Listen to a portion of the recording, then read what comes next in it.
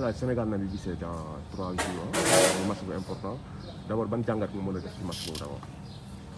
non Sénégal Namibie c'est sûr que buñ ko waxee xel yu bëree dina dem si suñu qualification xel yu bëree dina dem ci ñoom jëm si yàlla ji Bruno Metsu Jules François Bocandé Massour Wade ñoom Père Demba Sall ñi nga xam ne tey jii nekkuñu fi mais ñooñu nga xam ne tey jii image bi ma am si ñoom maa ngi fàttaliku ni nu kontaane woon. yal na leen yàlla xare àjjana suufeef seen kaw ñaan gi fekk leen seen bàmmeel di wax rek ni di fàttaliku aussi ci ñi fi nekk ñoom El Hadj Malick Sy Souris suñu dirigeant yooyu nga xam ne tey jii suñu président yooyu nga xam ne ils sont valeureux tey jii ñoom moom moo njëkk yóbbu Sénégal coupe du monde et je crois que mën nu wax Sénégal Namibie te xalaatuñu ñooñu et am na ku ma fàtte woon aussi ku ma ñor mooy Papa Bouba Diop aussi ma ngi woon foofu aussi di wax rek ni lii nag mooy àdduna mais yal na leen yàlla xare àjjana encore une fois de plus su feef seen kaw ñaan gi fekk leen seen bàmmeel et j'espère que ces jeunes là dinañu xalaat ñooñu ñëpp pour ni pourquoi pas bindaat le même histoire ou bien pourquoi pas mieux que ça ndax si loolu lañ leen di xaare si loolu moo tax ñu ànd ak ñoom et ils ont le talent ils ont les capacités et je crois que ils peuvent le faire. d'accord léegi lan lañ mën a xaar ban façon match lañ mën a xaar samedi genre de match. man li may wax rek moo di ban genre match lañ mën a xaar mooy match bu nga xam ne il faut pas que joueurs yi ñu am peur au ventre il faut pas que ñu jouer at frein en main il faut pas que ñuy xalaat quoi que ce soit bu dul lu dul lenn rek on doit gagner et on doit gagner avec la manière parce que match bi ñaar la supporters yi namoon nañu joueurs yi namoon nañu supporters yi et match bu mel noonu nag ça doit être un très beau match de football pour le Sénégal. Un très beau match de football pour le Sénégal parce que on a les joueurs qu'il faut, on a tout ce qu'il faut aujourd'hui. La préparation est énorme. On a un gouvernement qui est derrière l'équipe à 100%. On a une fédération qui travaille matin, midi, soir. Et je crois qu'aujourd'hui, li ci des moo di joueurs yi rek et je sais que c'est des vrais professionnels et inchallah dinañu jox plaisir bi ñuy xaar si ñoom. yaa ngi waxu gagner avec la manière muy plaisir boobu parfois ça pose un débat les gens duñu am satisfaction totalement si côté jeu boobu. si la bokk parce que Sénégal dafa am lu leen tàmmal depuis ay 90 86 moo di football bu rafet si la bokk parce que nit ki tam bu fayee biom dafa war a gis lu rafet et le pire c'est que on a des joueurs on a des joueurs qui font rêver en Europe et ils vont faire rêver ici, j'en suis sûr et certain. Et c'est vrai que li leen di njëkk laaj mooy la qualification. C'est la qualification bi la leen di laaj moom mooy lu njëkk mais boo amee loo xam ne aujourd'hui si tu as les meilleurs ingrédients tu dois faire le meilleur ceebu jën et aujourd'hui on a les meilleurs ingrédients au niveau du football on a la crème de la crème. C'est une obligation donc. Ça doit être une obligation par les joueurs même et après par le staff technique. Mais je sais que ces joueurs-là, c'est des professionnels et aujourd'hui, ils savent l'attente qu'il y a, attente des Sénégalais, si ñoom. Et aujourd'hui, Boygis Ghana, il fait rêver à Paris, Sadio, il fait rêver à Liverpool, Kalilou Koulibaly, ñoom ñëpp kenn par kenn et même les jeunes, le petit jeune là qui vient d'arriver, il donne ma ngi révélo ay xale yu nga xam ne ñoo ngi ci centre de formation yi ni ñoom it ils peuvent y arriver. Bien. Donc, on a une équipe bu nga xam ni c'est la crème de la crème moom mooy ingrédients yi ci football et je crois que lépp si ñoom la des léegi. ci wàllu loolu sax yaa ngi tudd waxu Bamba Dieng moom waroon wax léegi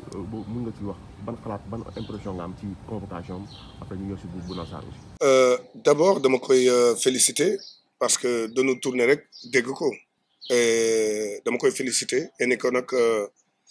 fi mu commencé bu mu teggi tànkam. su mënul yokk bu mu wàññi parce que léegi ñëpp débat yi à Paris même bi ma demee les grandes bouches bokkoon na ci donc débat yaa ngi commencé di bëri il faut pas que gars yi rek mu jox leen loolu rek dem xale la mais nag xale teewul tamit nga bëgg lu baax teewul nga ni damay postuler wu pour nekk l'avancante numéro 1 de l'équipe du Sénégal teewul nga ni dama ñëw pour jël sama place jël li ma moom parce que ñun ñëpp Sénégal la ñuy liggéeyal mais ñi gën a xarañ rek ñoom ñooy dugg jouer loolu lépp c'est la benn compétition at moom boppam d'abord ba balaa muy def compétition at qui que ce soit et noonu la war a demee di wax rek ni Bamba c'est vrai que en club t'es un enfant parce que tous les jours tu apprends mais en sélection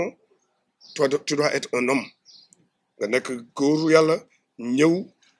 looy def nga def ko fula jëm at fayda parce que tu as le talent pour.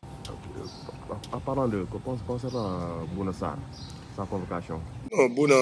réponse am moo war a gën sax mën yomb parce que d'abord dama koy dalal ak jàmm j'avais eu la chance avant ñu koy convoqué amoon naa chance waxtaan ak moom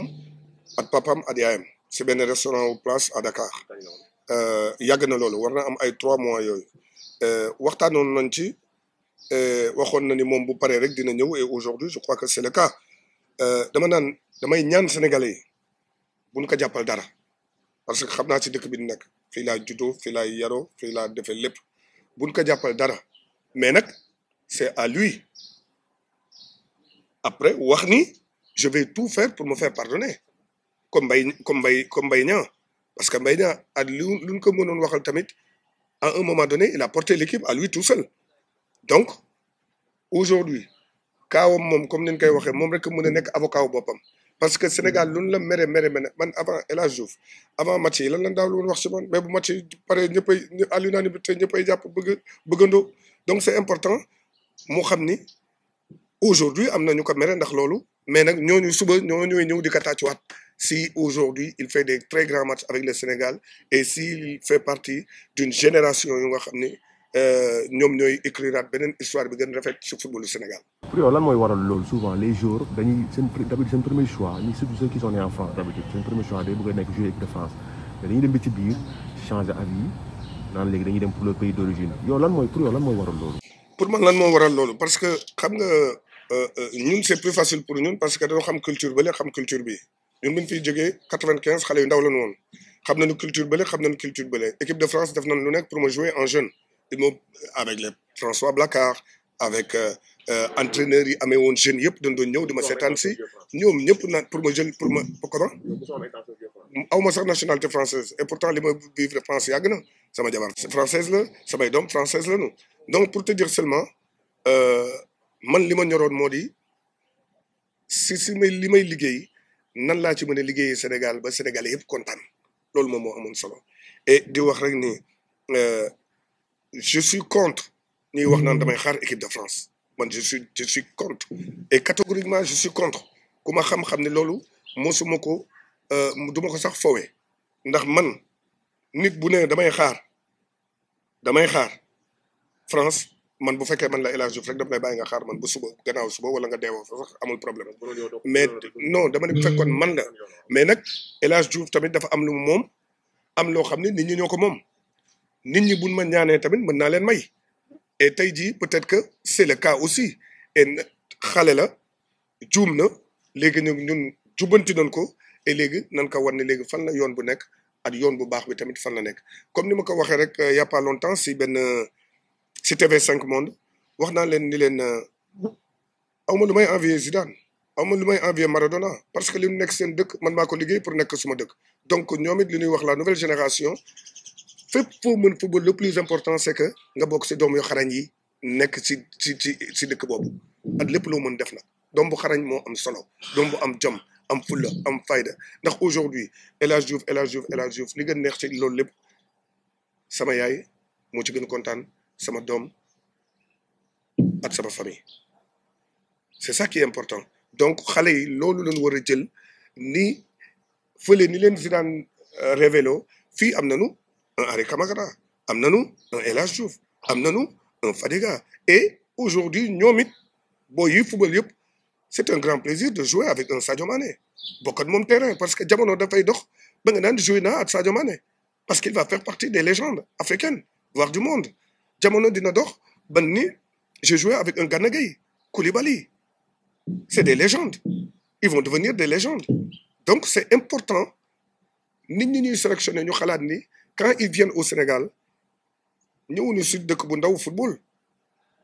institution football la ñu bokk muy le Sénégal qui est quart de finaliste d'une coupe du monde il faut que nit ñi bu ñuy ñëw ñu xam ni maillot bi ñuy sol flag bi c'est plus important que lépp lu mën nekk seen bopp et on est venu pour l'honorer c'est pour ça que moi quand je jouais je disais une seule chose et même dans les vestiaires dañ ko si daan def on nous tue mais on nous déshonore pas mais il joue dans un grand club, il s'entraîne tous les jours avec des grands joueurs. Il a montré ses qualités à Marseille, il a montré ses qualités partout où il est passé. Donc, je crois qu'en Afrique, ça doit être encore plus facile pour lui, parce que c'est un jeune, il paraît bosseur, je ne le connais pas très bien, j'en ai parlé avec Mamadou Nia, qui le connaît, c'est un bosseur, et c'est quelqu'un qui aime la gagne, et on lui souhaite que le bienvenu. peut-être ñu terminer ak un peu nga sa souvenir ak